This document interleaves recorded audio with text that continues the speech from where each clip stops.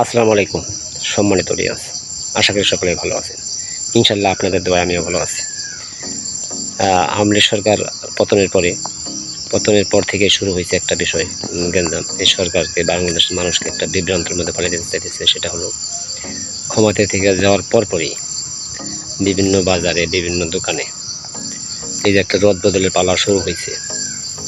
তারা বলতেছে যে তোরা খাইছ দীর্ঘদিন হলে আমরা খামো, অথচ এগুলো ছাত্র সমাজ এবং প্রশাসন অনেক সময় জানেই না।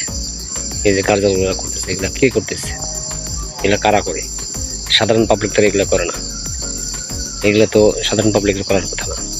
এই কথাগুলো যে বলে যে তোরা খাইছ অনেক দিন, আমরা খামো এখন, এই কথাগুলো কোন দলে থেকে বলতে পারে? অবশ্যই সাধারণ পাবলিক আপনারা বুঝতে পারতেছেন। তারা এখনই যদি ক্ষমতা দেওয়ার আগে এই ধরনের কার্যকলাপ করতে থাকে, তাহলে তাদের ভিতরে যে একটা খারাপ উদ্দেশ্য অবশ্যই সেটা বোঝা যায়। অবশ্যই এই সমস্ত কাজগুলো করতেছে যে সমস্ত লোকাল এরিয়া, বিশেষ করে আপনার এই উপজেলা পর্যায়ে এই সমস্ত কাজগুলো কিন্তু অহরহ হইতেছে। সরকারের অবশ্যই এই সমস্ত বিষয়ের প্রতি দৃষ্টি রাখা উচিত এবং ছাত্র সমাজকে অবশ্যই এদিকে সজাগ থাকতে হবে। অনেকে ছাত্র সমাজের নাম ব্যবহার করে এই সমস্ত কার্যকলাপ করতেছে।